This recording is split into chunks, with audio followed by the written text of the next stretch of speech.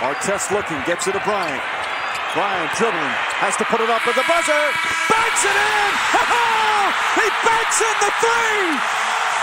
And the Lakers win the game!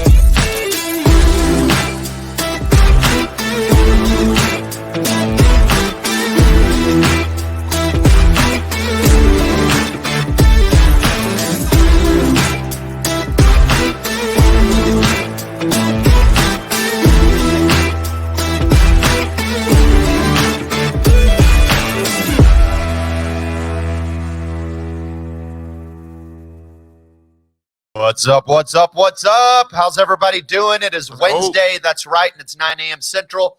That means we're live right here from Syndicate headquarters in Austin, Texas. My name's Tony Merwin, that dude over there. I can finally point to the right direction now that we're not doing it in our own cubicles where I'm always like that guy over there. Yeah, that guy right there. He's Joe Frazier Kampert. He is the king of Facebook groups, the king of trucking insurance. And some people know him as the Jolly Ginger Giant. Yes. Because he's so short. Because I'm so short. Good morning, everybody. Look at that energy, dude. You just got me freaking hyped up. Good morning. Good morning. Good morning. It's the it's the C4. It's the pre-workout Nothing to drink. see here, I promise. Hope everybody's having an amazing start to your week. Happy winning on Wednesday. Shout out to everybody dropping in the comments. Hey, Aaron, I saw you in there. Real quick, too, quick reminder, if you haven't already, I did see one Facebook user. If you're watching from the Insurance Syndicate, make sure and click the link in the descriptions to allow StreamYard to view your comments, just so we can get you up on the show and we can celebrate you. And as we get ready to kick the show off, y'all, we've got an amazing, really topic that we broke down during our morning Monday training. So some of you guys know that we're really being intentional on Monday and Friday, just like, hey, hardcore trainings with our team, not just kind of getting together in the morning type thing. And so we got a lot from this. And so we got an action-packed show for y'all. But before we get into it, you know we always start off with the weekly win. So go ahead and drop yours in the comments as Mr. Merwin kicks us off. What's your weekly win, brother? Man, weekly win is, I'm just going to say, being proud of other people. I don't know what else to say. Actually, I'm going to give credit to someone else and let them have the weekly win. My new guy, Gabu, made a 100 on his AHIP. This dude is, he only has a general lines life and health license because somebody told him to at one point in his life while he was doing PNC. He's never sold a health policy in his life. He has no clue. He can barely spell Medicare. He's a little ahead of Joe because Joe still spells it Medicaid. But the dude went out and made 100 on his AHIP. Very first time he's ever seen the AHIP. I'm super proud of that. And it's not so much the score, because let's be honest, AHIP is not only an open book test, it's open Google. You can pretty much Google every question verbatim, and you're going to find the answer in the first couple of links, Quizlet, flashcards, whatever. But it's the resourcefulness to take the time to make sure I get the right answer on each of the questions, instead of like, I think that's it, move on with my life. Right. That showed me a lot, and I'm super proud to have this dude on our crew. He's going to do big things here at Avila, and I know it just from that one detail. So thank you, Gabu. Let's go kick some ass. Gabu. Let's go. Some of y'all know Gabu is my brother-in-law, so I'm proud of him as well, man. And just seeing the steps that he's taken to get going super freaking fast, by the way. The dude knocked out CE in 24 hours, is done with the AHIP, is getting surged. He's hitting the phones. Yeah, shout out to Gabu, man. Proud of you, brother. Very first person he got on the phone, he got an appointment. The second person he got on the phone, he got an appointment.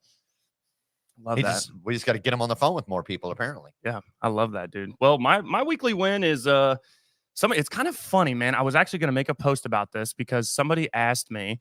Real quick, hold on. What was that, Aaron? What was that? I got a new podcast like or something. Steps. I think I saw on there.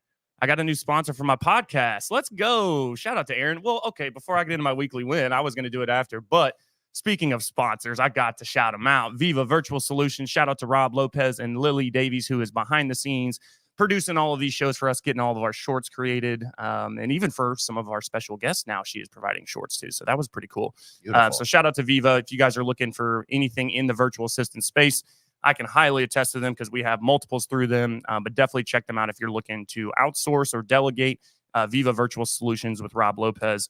My weekly win is, and again, the post that I was going to make about it was, oh, wow, somebody called me. I was like, yeah, hey, I'm finishing my workout. I'll call you back in a little bit. You're still doing that? I'm like, yeah. And it's like, I just haven't been posting about it as much, which again, it was kind of like, wow, really? Like if you don't post about it, people like don't think you're doing it. Right. But at the same time, it was also like, damn, if that doesn't show you the power of social media and content, really just content, whether it's video or just posting about it, right? You know it with your green juice. But I finally bumped my weight up. So I've been super, I wouldn't say necessarily careful, but I've been smart with how I've been lifting. You got fatter? Yeah, exactly. I lifted. Oh, actually, hopefully that's kind of the goal. I'm trying to add some freaking muscle, but I bumped my weights up. So I bumped it up on bench. And so finally did that this past week. And I had zero issues with my shoulder. That's been the main reason is, oh, I'm back in it. Let's go hard. And then I start lifting heavy. And then within a week, I can't freaking lift anymore because my shoulder is killing me or my back or whatever it is. So that's my weekly win is finally getting to do that and not having any pain. And we're on day 95 out of 100, which is pretty crazy. Wait till you get to age 12. I was going to say yourself. 50, but I'm only 49. I still got a little time to go. But it's funny you mentioned that, and I just want to piggyback on it real quick. I was in the gym working out the other day, and same thing. Like I noticed that some of my workouts, I now have to elevate the weight to get the same resistance and feel that I want.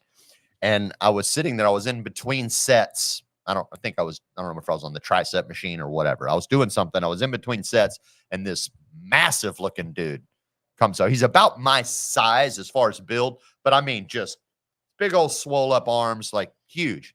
And I saw him walking over to one of the machines I had just finished on. And I'm like, man, I'm curious. What's this dude about to work out with? He's probably going to lift the whole thing. He puts on the exact same weight that I had. And I noticed him like still also kind of struggling to get through all 3 sets that he was pushing for. And I was looking, I was like, well, that dude looks like he would lift a house. It's like he's still working out with the same weight I am. I'm like, all right. I like it. I feel pretty good now. A little confidence boost. Let's go. A little dopamine hit. Absolutely. I like that. Good shit, man. Well, y'all, again, shout out to y'all. Thank you guys so much for tuning in. We appreciate you. Please drop any comments, any Q&A in the comments. We will try to get to that as we go through the show. But today, it's kind of been a theme when me and Tony aren't, when we don't have a guest on, is really talking about leadership. And this is an article that I found online that we really kind of broke down and dissected and implemented really, on Monday into our businesses. But it's 8 leadership strategies. And I got to give a shout out to the guy who wrote the article. It's weird where I found the article. If this doesn't tell you I was scouring the web, this article for some reason was like on the veterinary business board, I don't know, something.com, but it was a good read. And so shout out, his name is David Cottrell is who published this. So shout out to him. And then again, 8 leadership strategies. And I'm going to go through just what the 8 are. Get your pen and paper ready. Okay, so I'm going to give you what the 8 are, and then we're going to dissect those throughout the show. Okay, so number 1. Okay, and they don't need to mean anything to you yet. I'm just giving them to you. So write them down. Drivers and passengers. Okay, number 1 is drivers and passengers. Number 2 is keeping the main thing the main thing. Okay, keeping the main thing the main thing. Number 3 is escape from management land. Okay. Number 4 is the do right rule. The do right rule. That's like one of the most important ones. Hire tough. Ooh, hire tough. I'm excited for that one. Do less or work faster. Do less or work faster. Buckets and dippers. Okay, buckets and dippers. And then number 8 is enter the learning zone. Enter the learning zone. Okay, so those are the 8 leadership strategies that we're going to break down here. And I don't know, Tony, if you want to kick off drivers and passengers? Yeah, let's roll, man, because I am definitely the driver. Let's go. Right? Are you a driver or are you a passenger? Think about the ride you're on. And not just in your business. Like, let's just talk life in general for a second. Right. Are you a driver in your experience on this planet? Or are you just along for the ride? You're the passenger, right? Drivers have to keep their focus on the road, whereas passengers, well, they've got more freedom to kind of goof off and do whatever they want, right? I can remember this going on road trips as a kid. My dad's driving. He's got to pay attention to the road. He's following the signs. He's drinking his coffee. He's keeping his shit together. I'm in the back with my headphones on, looking out the window, playing the ABC game on all the signs, right? Same thing. And then there's times, and we've all experienced this in the driving role, is that after a period of time, you become such a unconsciously competent driver that you end up becoming a passenger in your drive sometimes because you're not paying attention. And all of a sudden you get somewhere and you're like, holy shit, how did I get here? I don't remember taking this exit or doing any of that. So that's kind of interesting there. But to be a good leader, you have to become like the driver with more responsibilities, fewer freedoms. Yeah. Sacrifice. We think we want to get into leadership roles and building teams because we're going to gain freedom that way. But no, you're going to lose freedoms for quite a while. As a manager, for example, you have to oversee people. You should not complain about company management. Plus, as a strong leader, you should never look for someone else to blame. Woo. The blame should always fall on you. Triggered. Right? You're the one driving the car. If it doesn't get to where it's going, it ain't their fault. It ain't the passenger's fault. It's your fault. So things like that, like having someone else to blame, stuff like that causes you to focus on the past, whereas fully accepting responsibility permits you to focus on today to now and move forward to plan for positive change in the future. The bottom line, you can't control the situation, but you can control how you respond. Yep. Right? Same thing, driving a car, right? You can't control the fact that the idiot just pulled out in front of you, but you can control how you respond to it if you are truly driving the car and you're not just being a passenger. Same thing in our business. Like yesterday, I had another roadblock in learning to grow as a business owner, right? But I'm driving this car. Ain't nobody else driving this car. I am the captain of this ship. But I'm sitting there in this roadblock staring at this iceberg in my way, and I don't know how to get around it. And it's starting to drive me mad. But I have to realize, hey, no, I can't control that situation, but I can control my response to it. I took some time away from it, ended up reaching out to some of my network that is smarter than me and helped me solve that problem fairly quickly. So be the driver, like ultimately be the driver in your business. One thing with that, to your point right there, dude, there's traffic on the road. Sometimes when you're driving, you're going to hit some traffic, right? And for me, I'm horrible when I hit traffic. I get a little pissed off, a little antsy, but it's totally applicable to what we do in business. I also think, we're talking about driving, which obviously for the most part, you're driving a vehicle. I don't know what else you can drive that's not a vehicle. Probably is something out there. I don't know. Not a scooter though for Tony. But you're driving a vehicle, right? And the vehicle that you're driving right now, specifically anybody that I'm speaking to on the insurance side of things, it's the best vehicle that we have. You are in the driver's seat of the best opportunity that is out there statistically, right? The numbers don't lie. We all know that.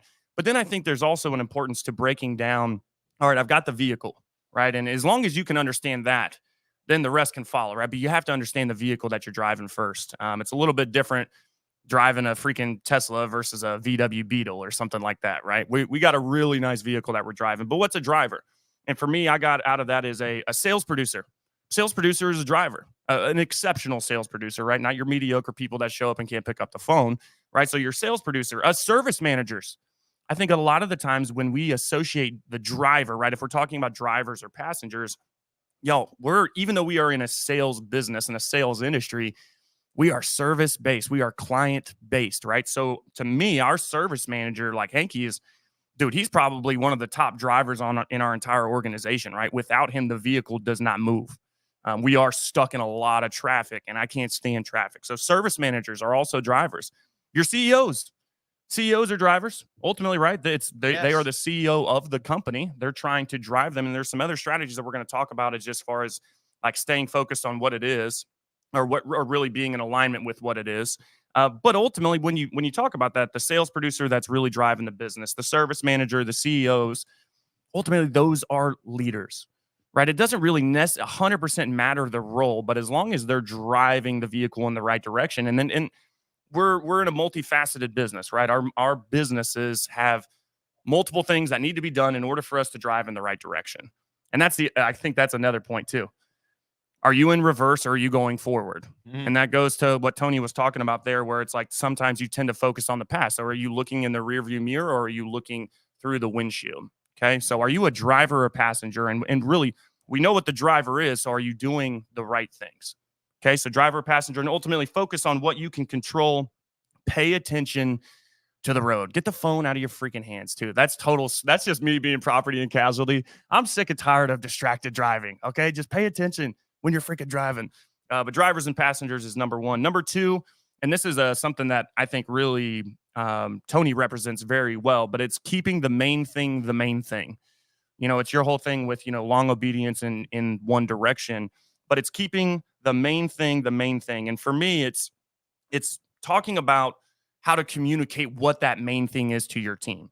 And ultimately, for me, in order for me to communicate that, I need to know how to communicate that to them, right? So it's funny. I was actually just talking with Nate last night. We're going to Strategic Wealth Accumulation Tactics next month. That is SWAT training. If you guys haven't heard of it, you should, because it teaches you literally how to communicate to your team in order for you to communicate what is the main thing. What are we really trying to do? For me, I do that through House of Dreams. When you're onboarding somebody and you're bringing somebody into your organization and you're trying to get them to understand your goals, and I say your goals really more of what are the businesses and the organization's goals, right? I got to know what their goals are. So I go through the House of Dreams. I want to know who they are as a person. I want to hear that feedback and all that good stuff. Ultimately, we help clients too, right? So we help the clients, we write good business, and we drive revenue. And as long as those things are happening, and I'm doing the House of Dreams, and we're helping our clients and writing good business, that kind of goes back to the standard of business, right? What is the main thing? We don't write shit business. We don't do state mins. I'm sorry. If you got state mins, we're bumping it, or we don't do business together, right? And ultimately, guys, if the main thing in your business, and I know there's a lot of categories to this, but if the main thing is not driving revenue, you might be missing something, right? Yes. The main thing should be hopefully that revenue is coming in, more so in than out. I get that you got to spend to make, but still, those are kind of the few points that I got from that when it comes to keeping the main thing the main thing. Absolutely. Go back to drivers and passengers for a second. If you're the one driving the car, if you decide, if the main thing is the road that you're driving on, right? And you know, hey, if we're on the expressway and I'm driving, we're going to get to our destination. But if you flip the script and you're like, nah, let's just go take all these weird side roads and do this other stuff, and we can stop here and see Fred and move on and pick some flowers on the way. Like, you're no longer doing the main thing. You may get to your destination, but you ain't getting there on time.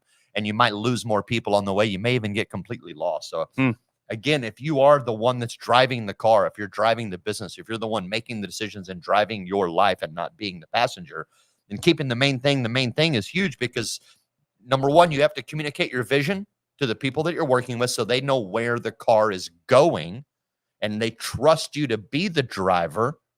And while they're the passenger most of the time, because they're part of the team and they're helping encourage to get the car going, they're able to participate and move the car in a better direction with you, right? Because all hands are going to be inside the car. There's not going to be people with arms out, freaking out, right? All hands are inside. Everything's streamlined. We're on the expressway. We're going, baby.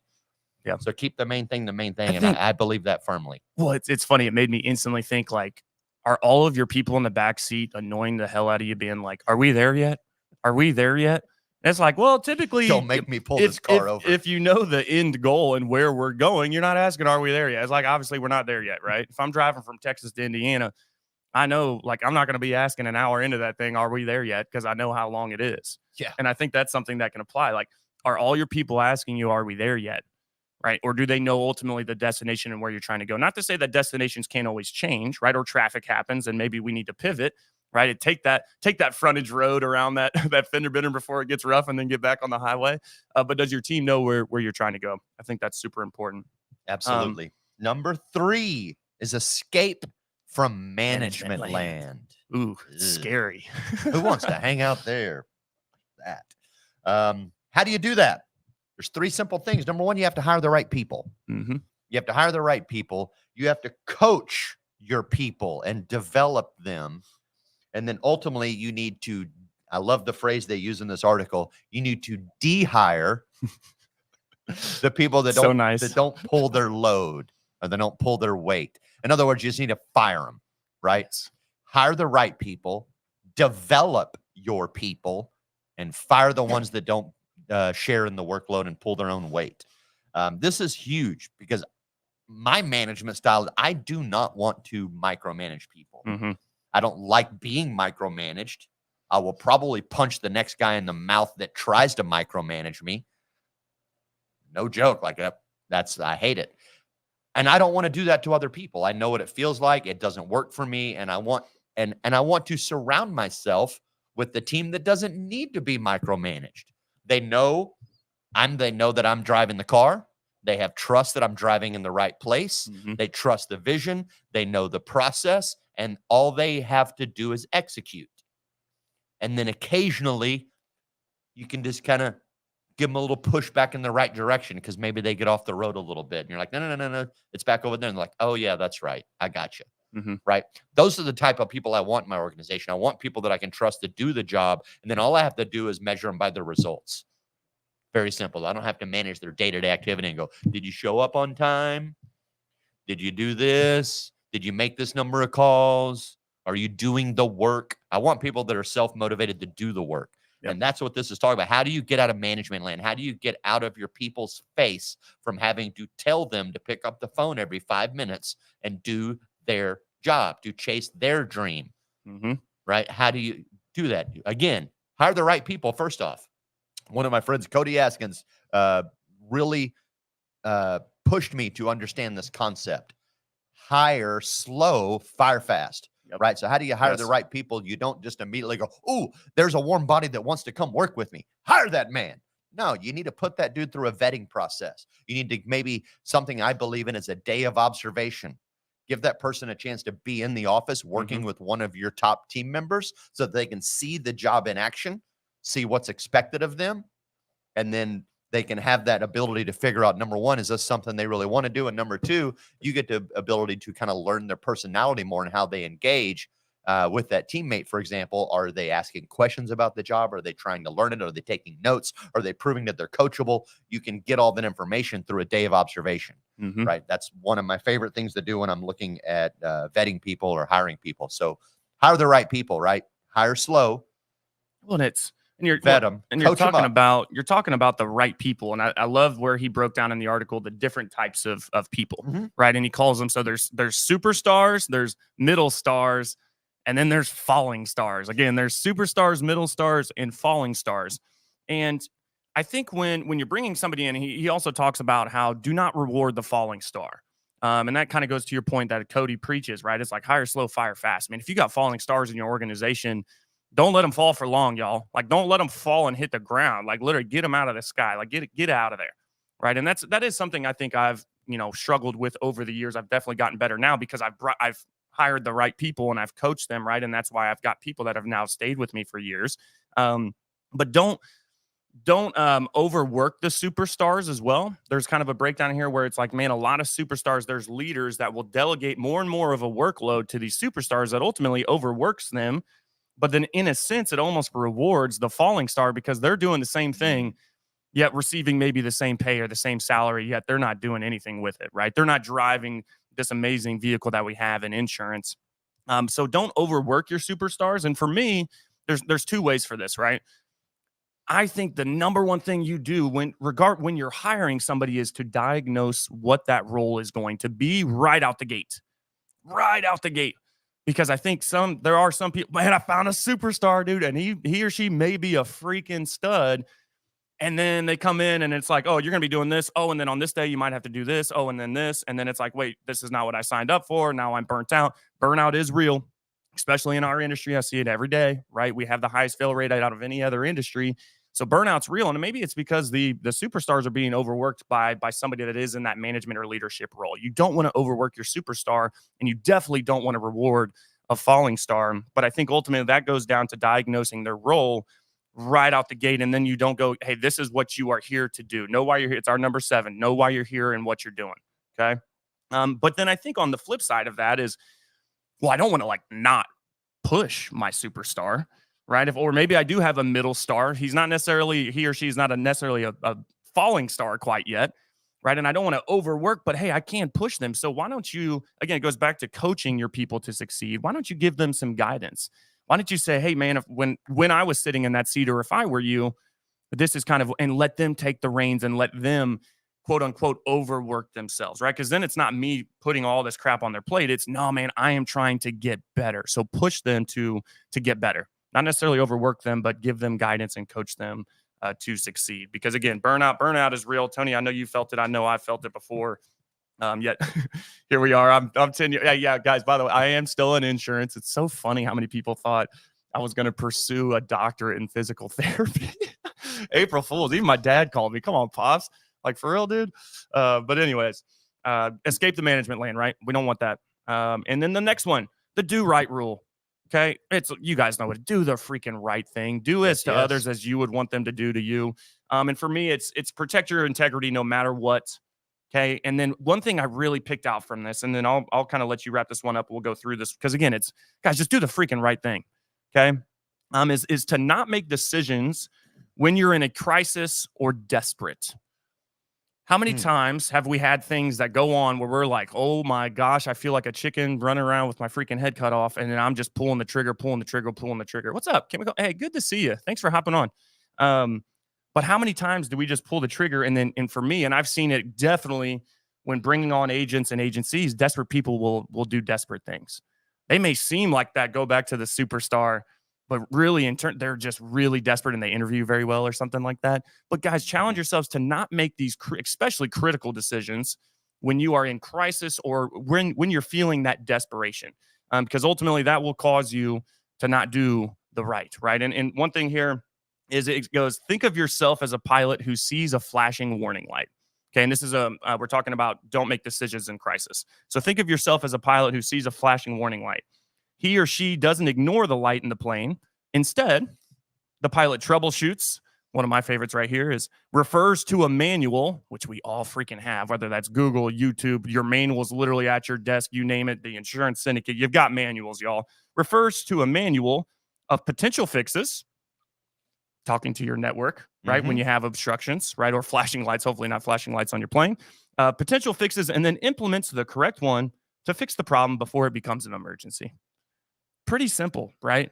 But I think when we get into that crisis mode or that we don't think about doing what's the right thing to do here, and we start making impulsive decisions. Maybe we go in the right direction. Maybe we ignore the flashing light on your plane, which you don't want to do that, y'all. But those are the few things that I got from that. No, it's great because if you're in crisis mode and you're in decision making, especially if you recognize you're in crisis mode, you're like, holy shit, what do I do? What do I do? What do I do? You're gonna and you make a decision there, you're going to make an emotional, impulsive decision to just find the quick fix to get you out of crisis mode, right? And that's usually not always the right decision. It might be the right decision, may not be though, right? You might just be like, oh, let me just do this so I can get out of this headspace that I'm in and get on to something else. It may not be the right decision. So, and this is exactly where I was again for a little bit yesterday. I mentioned this. I was in it, and it wasn't crisis mode, but I was in an area that I really needed to fix something. I'm on a bit of a deadline for it, and I need to get it done properly. And that's the key. I wanted to get it done right. I didn't want to half-ass it. I didn't want to do just a quick fix and go, well, maybe that's right, and let's just move on. We'll fix it later. No, because fixing it later meant probably creating problems for the other person that's involved. Could be other situations that arise later, right, because of issues when not doing it right the first time. So I knew, nope, I just need to do this right the first time. Got away from it for a little bit, right? Did something different, completely different to try to get that decision that I needed to make off my brain for a little bit, and then called a couple of people that I knew could probably point me in a better direction, find the answer, to be better, more resourceful. And this goes back to my weekly win on why I was so proud of Gabu for having the humility and the drive to be resourceful to find the right answer so that he can do the right thing. Yeah, it's good. Right. And ultimately doing the right thing. We've talked about this before. I think we talked about it when we were talking about the management styles a couple of weeks ago. Is it good for the client, or the recipient of the decision that you're about to make? Is it good for the industry? Is it good for your agency and your overall growth? If it is, ultimately, if all of those add up to a yes, then just do it, whatever that is, right? Even if it means it may cause you a little bit of short-term frustration for whatever it is, right? Or a little harder work on your part up front. It's going to relieve you 10 times over on the back end. Yep. Agreed. And I want to cruise through this next one real quick, and I'll interject through these, Tony, if you have something. Because this one, man, when I read this, I was like, oh, crap. And I am going to read it straight from it because, and again, these are not my notes on this one. Shout out to the guy that Cottrell that published this. But it was so freaking good, and it applies to me. And I've been in the recruiting space. Some of y'all know my backstory where it was that was like the toughest decision of, hey, I'm in production, but then I know that I really want to be on the recruiting side, but I can't do both, right? And I finally went into, again, really just what we'll call hiring mode, right? Recruiting, training, coaching your people to success. And it's hired, this next one is hire tough. Going back to escaping management lane, you got to hire the right people, but then you hire tough as well. And so when you hire tough, these are so practical and so good. Always plan your interviews ahead of time, which I thought was so basic, but it's kind of true, man. It's like I don't really ever have somebody walk into my office for an interview, like just, hey man, yeah, I'm here. I just wanted to see if you had a job. It's like, no, like we have a set schedule. We have a vetting process, right, on how we like to hire, even potentially look at hiring people, but always plan your interviews ahead of time. Develop your questions and then practice the order in which you ask them. How often do you actually practice how you hire somebody? Mm-hmm. Okay, so develop your questions and then practice the order in which you ask them. Hire using the rule of 3. I really like this one. Hire using the rule of 3. Interview at least 3 people for each position. See each person 3 times and have 3 people evaluate them. That was the one I really liked.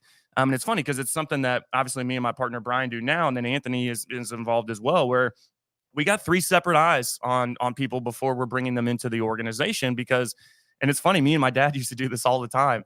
And I remember then this chick came into our office and I was like, oh, green check mark across the board. And every green check mark I had, Dad, was a red X. That was actually like one of 2 only fights that we ever had doing business together. But man, I was so mad. But it was like, turns out he was probably right, or at least right on at least half of them, or it was good for me to hear that from somebody else. Okay, so hire using the rule of 3, and make sure you have 3 people for the same position, see them 3 different times, and have 3 people evaluate them. When you interview someone multiple times, schedule them for different times of the day. Okay, so hey, if I'm doing my initial call, and then I have a second call, and then we have a third final call to go over next steps and really put the ink on the dotted line, schedule them during different times of the day. You'll be working with someone all day, so seeing them at different times for an interview is useful. I like that one. I feel like that's useful for a test to make sure the person can pay attention and they're flexible. Mm-hmm. Like, oh, I got to show up 10 or this day, 1 o'clock that day, and 4 o'clock that day, or whatever it might be. I hope that's where he's going, but just kind of the way he sums it up at the end is confusing. Like, it's only good to have them come in because you're going to, well, I'm going to see this person all day. Well, it's kind of a good thing, too. You want to make sure you're not working with an asshole. Yeah, good point. Yeah, so good point. So you see what they are in the morning. This is how their attitude is, and this is their attitude at 4 in the evening or whatever. Yeah. Right. Never lower your standards to fill a spot. That's powerful. Let me say that again for the people in the back. Never lower your standards to fill a spot. Do you even have standards when it comes to when you're looking to hire a recruit or bring on a potential prospect, right, to your organization? And ultimately, again, never lower your standards. And I think we do that to try and get people in the door, but then it will always come back and freaking kick you in the butt. It really does, right? So never lower your standards. Keep those where they're at. If anything, raise them as you grow in this business. Finding the right person is more important than filling a hole. 100% have learned that the hard way. And ultimately, here's the last one, y'all. Ultimately, make it an honor to work with your team. Make it an honor to join Avila, right? Make it an honor to join Redwood or Clarity and everything that we've got going. Is it an honor to join your team, right? Or do people feel like they get walked all over? Do they show up to the second interview, right? You're trying to interview them 3 times and have them evaluated by 3 people. Do you only get to number 2 and they're like, I'm kind of out? But what is that? How do you portray that? How do you communicate that through an interview process? And I think that's the challenge is like, man, I want them it would be an honor for me to be able to work for these guys, right? And then we'll get into the next one that kind of, or I think it's the second to next one is where we break down like a little bit more of that. But ultimately, make it an honor to work with your team. You know what this one says to me? The hire tough, right? All of this stuff. Plan your interviews. Develop your questions. The rule of 3. Blah blah blah. Honor. Make it an honor to work for you. It's the difference between valuing the position and devaluing. Right. We already know, especially in the life and health space, that the barrier to entry into insurance is extremely low. Right. Just go get a license, about $50, pass a test, and boom, you're in. Right. Basically it. So this is the difference in showing someone that there is a ton of value in this position versus like, we'll just give a job to anybody that can fog a mirror. True. And make it look like just like, oh, well, anybody can get this job. And so think about this. And this is one of the issues I have in the insurance world, especially again, the life and health space. The life and health space has typically over the several decades really been kind of rampant with the masses of asses recruiting appeal. Well, we're just going to recruit as many people as we can. And we'll figure out which ones know how to sell because they'll show us that they know what they're doing and the rest of them can go to hell, right? We don't really care. When you're doing something like that, for anybody that's paying attention, you're showing exactly what it has said. You're showing that, hey, we'll give the opportunity to anybody with a license that can fog a mirror. We don't care. So the position has no value in it. Right. But if you take a person and you individually interview them, not them in a giant room full of people, and go, here's the opportunity, sign up over there if you're interested, and just rubber stamp them all, pa-ching, pa-ching, pa-ching, and let them wash out on their own. But if you put someone through their paces with a real interview process, you vet them, you make them meet with 3 different people in your organization to make sure everybody signs off on them, right? You hire slow and not fast. You're going to elevate the value of the position. And they're going to feel like, wow, it is an honor to work here, right? Because they're not just giving this out to any dude that might have a license and can fog a mirror. I had to work just to get in the door and get the job. Right. So it's the difference between valuing the opportunity or devaluing it. And you want the person that's receiving the opportunity to place it on a pedestal. They want to think that, man, this is big time. I made it. I now have this great opportunity because not everybody's getting it. Yes, I agree. And that goes back to the driver too. I think, understanding the vehicle that they're driving and the value behind that. 100%. Yeah, I'll let you kick this one off. This is one that I constantly have to work on. Do less or work faster. You can't add time to your day, right? There's only one of you. And there's only 24 hours in a day. You can sleep less and try to get more done, but ultimately you need to get some sleep too. So to be more efficient, you either have to do less work in a 24-hour period, or you're just going to have to work faster. Period. Right? Accomplish the latter, right? To work faster, you're going to have to implement strategies that are a better use of your time. And he gave some great examples. Number 1, spend uninterrupted planning time every day. Every day. This allows you to be organized in how you spend your time. Best time to do this is in my opinion, is at the end of your day before the next day. Right? So at the end of your Monday, you're planning Tuesday a little bit, right? You're going back, double check my calendar. What do I have going on? What needs to be blocked? What did I miss? What do I need to add? What does tomorrow look like for me? Plan it out. Because if you don't plan your day will plan you. You're going to become the passenger in your day driving the car now. It's like, come on, buddy, get in. We're going for somewhere. I don't know where, but we're going on the reactionary drive of your life. So plan your day and be uninterrupted during that planning time. If you make this a habit, it shouldn't take that long. Because every day at the end of your day, you're going to look and you go, okay, today kicked ass. Tomorrow I've got that, and that. I've got to do this. Let's move that there, plug this in there. Boom. I know exactly what's going on tomorrow, and you can go kill it. And it'll get easier every time. Emphasis on uninterrupted. I think that's something important. Don't sit there and try to plan your day and then have people coming in and out of your office or go home and try to cook dinner and plan your next day or whatever that might be. So ultimately, figure out what's the best time for you to do that. I do like the recap, though, because then you can recap what you did and then fill in any gaps that you have for tomorrow. But it needs to be uninterrupted. Close the door. And that ultimately, hey, you do it enough and it's uninterrupted. You don't have people bothering you. It should go pretty quick. Yeah, it's not going to take you long. Put your shit together in that order. Next, speaking of put your shit in order, clean your desk. Clean your desk. A cluttered desk is a cluttered mind, which is now going to create distractions when you're trying to do your work efficiently, right?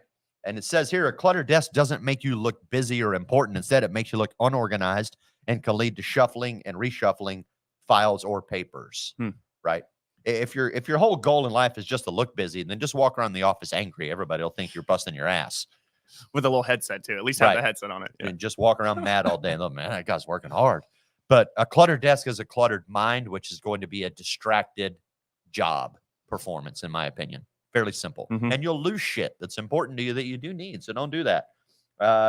Number 3, only check your email at scheduled times, right? My friend Emily Trevino harps about this all the time. Are you focusing your day-to-day activity on income-producing activities, your time, and then are you putting stuff like email at the bookends of your day? Let me start my day with a little bit of email to make sure there's nothing hyper emergency that I need to interject into my plan that I've already planned out, and then finish my day following up on emails that need to be answered, right? So don't check. So check it at scheduled times. Like, this is the time that I look at email. Yep. The other time I'm doing my other and you stuff. can schedule as many times as you want, y'all, that you may need. If you got 100 emails a day, okay, don't just do it once a day. It's like, I would schedule it strategically throughout the day. Right. Yep. I like 3 times. I like morning, a little bit. Let's check in. Is there any emergency emails that need to be addressed now, right? That I have to jump on and have changed my day, or can I just continue working my plan? I like checking in for email at around lunchtime when I'm on a little bit of a break, getting some food, kind of re-energizing myself. I'll see my email, anything jump in that I need to address. If not, then I'm just going to wait until the end of the day. Yep. And not to get harping on this specific sub point of this bigger point, do less or work faster. Something that's helped me, and I use Outlook. I like Outlook, is creating folders within your inbox. Always. For your high priority people, right? So when you see that folder lit up, you immediately know it's high priority. Let me go look at that, versus like, let's see if Bill, my high priority guy, emailed me today. Hang on, I just got to go scroll through these 700 inbox messages. Like, shit, did I delete that? I thought it was spam. Right. Create folders, and that'll help you address emails super fast because you'll be able to identify the high priority emails. Boom, immediately deal with them, and the rest is just inbox stuff that's probably junk. Moving on. Organize similar activities into batches. I talk about this all the time. Batch your work. If it's a similar activity, put a batch of time, 1 hour, 2 hours, 3 hours, whatever it might be, on your calendar and work it. This is especially true for tasks like prospecting, cold calling, service calls, right? Whatever it might be. Thank you cards even. The reason this works so well is, number one, if you batch it and you say, I'm going to do this for 3 hours, you're probably going to do all of it for 3 hours, right? You're going to follow your plan.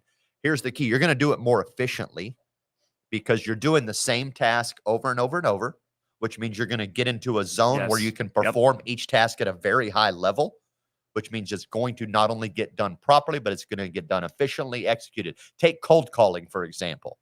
Let's say you're like, I know I need to do some prospecting, and cold calling is part of my day to fill my pipeline, or calling leads back, whatever it might be. And you batch that into a time, and then one after the next, you're banging out these calls. You're going to get in a zone where you're performing those calls at an extremely high level, which is mean your conversion rate's going to be higher, your performance is going to be higher, and you're likely going to get more done in that batched time slot of repetitious activity than if you're like, oh, let me do cold calls for a few minutes. Okay, now let me go check my emails for a little while. Oh, cool post on Facebook. Oh, let's go back and do some cold calls. And then I got to recharge myself to get back in the phone dialing space. So if you have, I know I have to call this many people today to try to generate the activity to need, batch it into a specific time slot, put it on your calendar, live to it, obey it.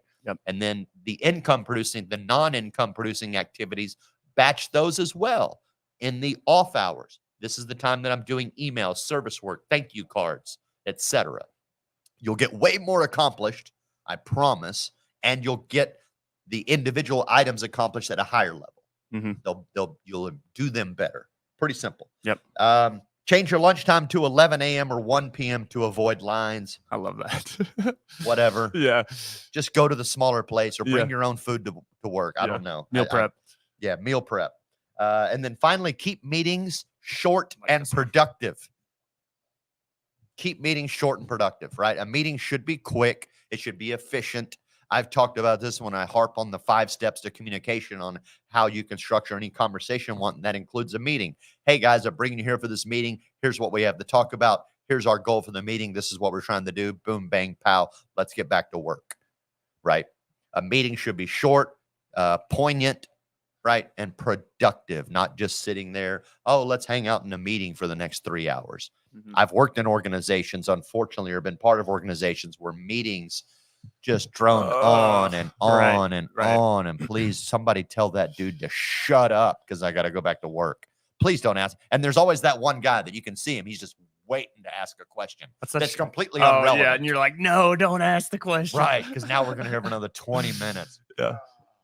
So if you're running the meetings, if you're driving the car, right, if you're the driver and not the passenger, keep those meetings short and productive. Yep. That'll keep everything moving on a very efficient line.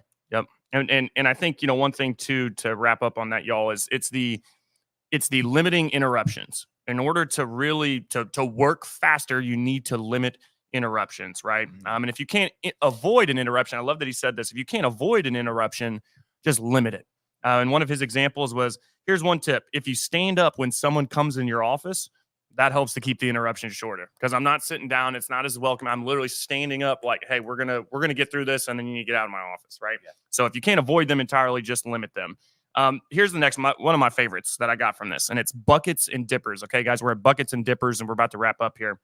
But buckets and dippers, and basically what they're talking about, the buckets are everybody has a bucket of motivation, just full of it, or not.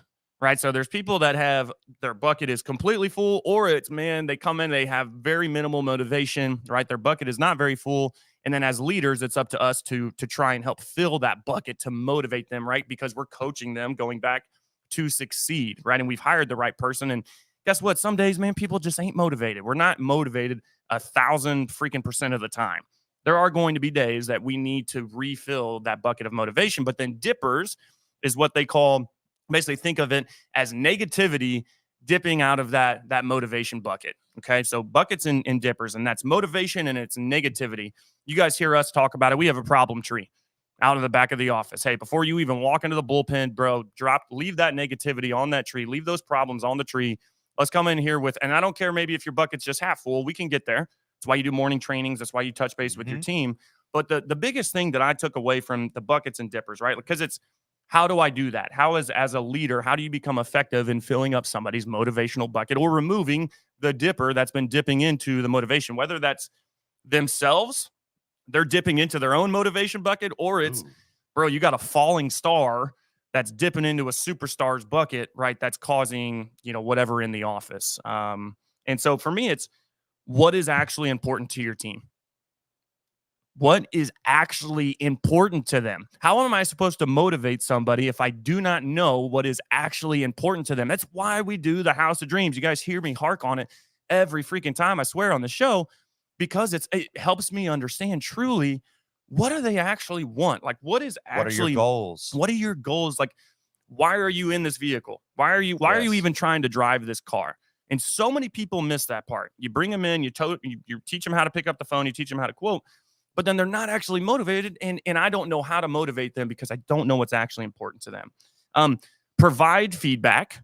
Okay, so as a leader, you need to be providing feedback to your team. Okay, some of that can be, we'll call it constructive criticism. I don't think you need to be patting them on their back like all the freaking time, right? But there's constructive criticism, which is good feedback, right? For a superstar, or even maybe for a middle star, that's good feedback. But at the same time, I added this. You give feedback, but then you also open the feedback loop on yourself. Like, are you opening, hey, you could sit there and criticize, or maybe it's good feedback, maybe it's good praise, but then you don't allow them to say anything back to you. You don't actually know how your team feels about the process, about the operation. Maybe it's that day. Open or give feedback, but then open a feedback loop. Let them know that you actually care. So there is a difference between knowing what's important, right? Because I could know what's important to them and then not really give two shits.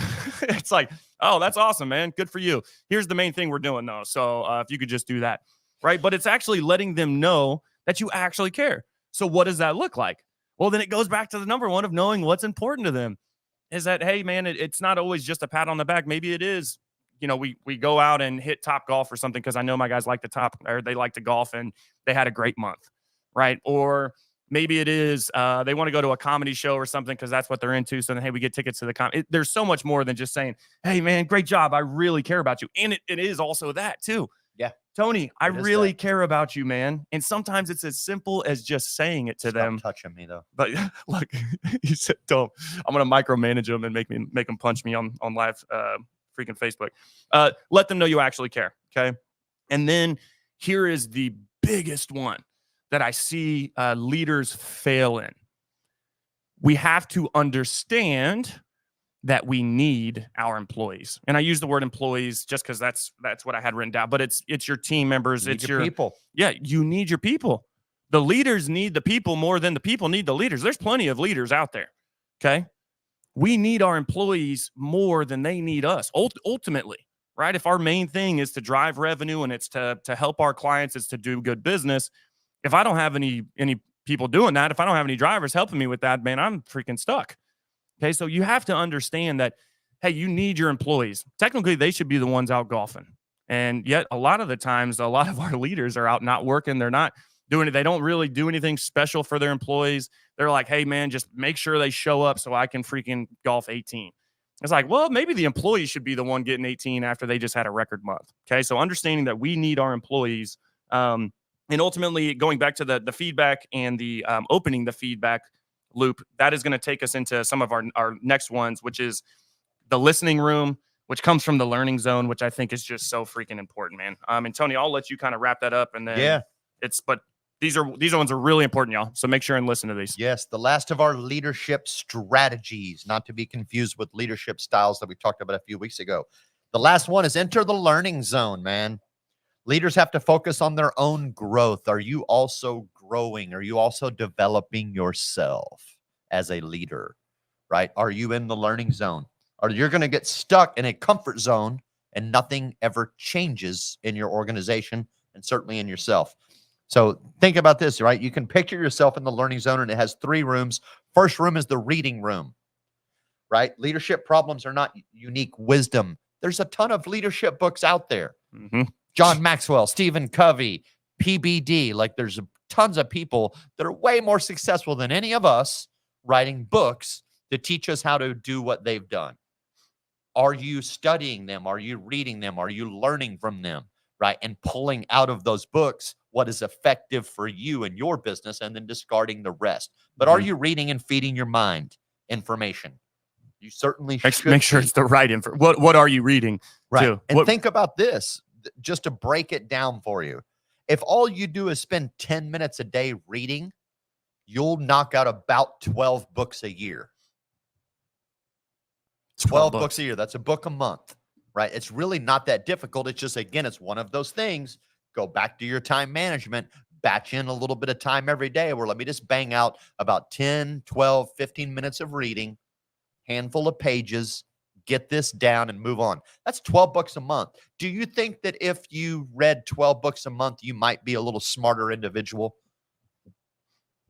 Well, it's a rhetorical question. A month, I shouldn't have to wait for you to respond, but, sorry, 12 bucks a year, 12 bucks a month, you're going to be a lot smarter than that other guy. That other guy's an idiot. I am the leader. Whatever. But if you read 12 books in a year, are you going to be a little smarter? Of course.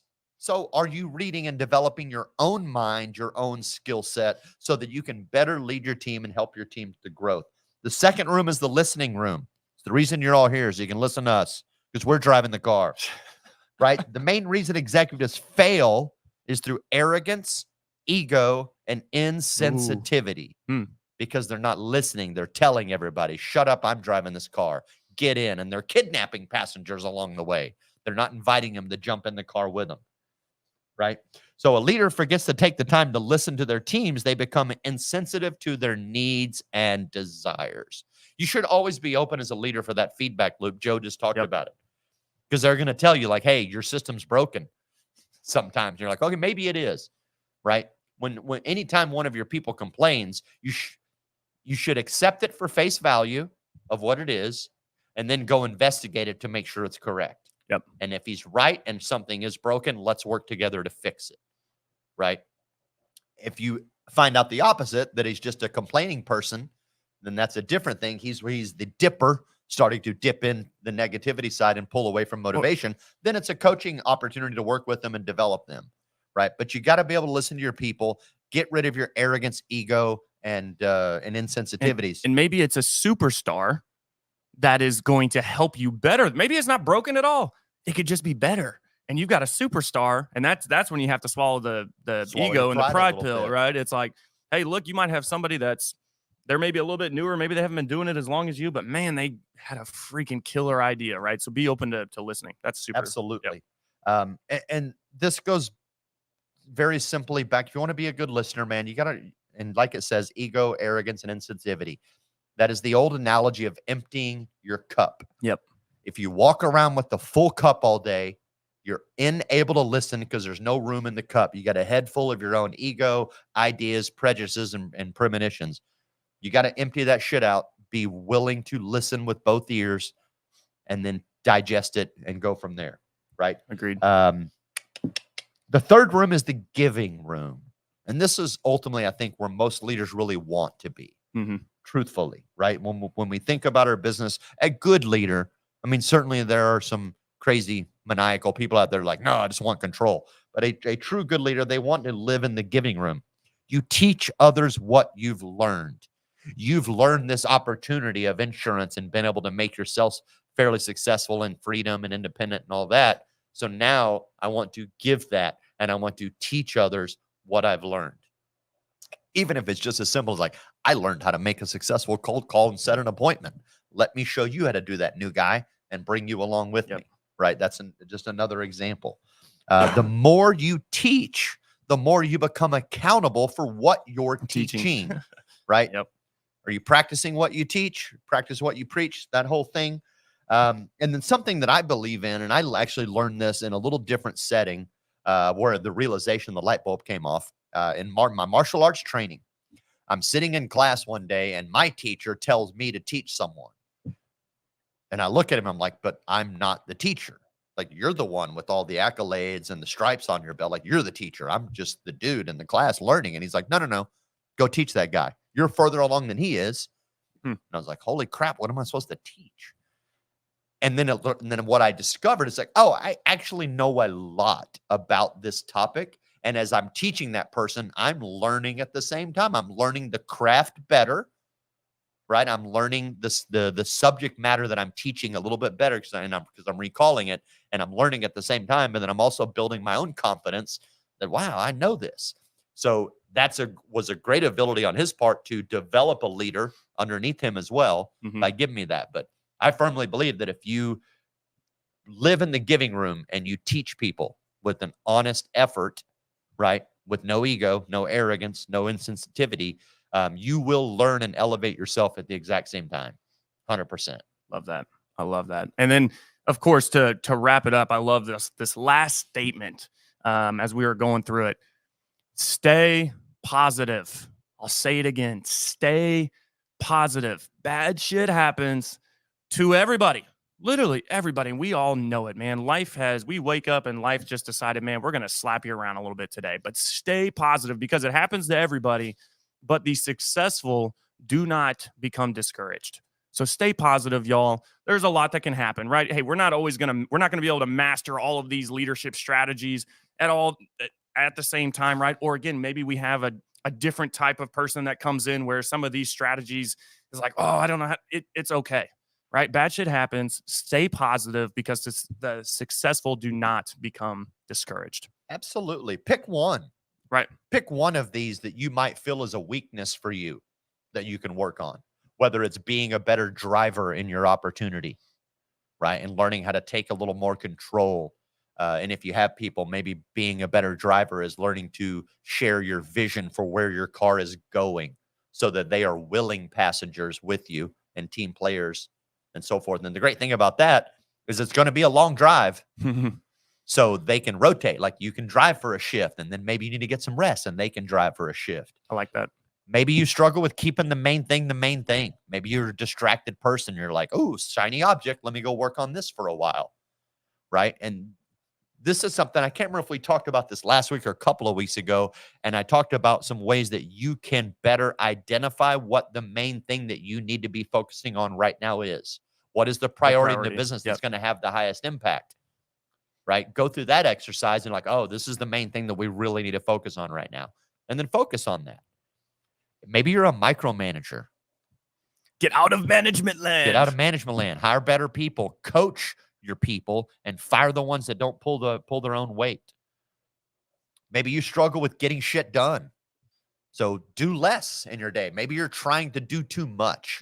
This is something I battle with because, man, I got events that I'm running. I got events that I'm hosting. I got events that I'm emceeing. I got a business that I'm running. I'm doing marketing. I'm janitorial. I'm IT. Like, at some point, like, I just have to start saying no to things, right? Like, somebody asked me to do something. Like, somebody asked me for another event. Like, hey, are you going to come to this event? Come with us? And Kenny, I was like, man, dude, something's got to give.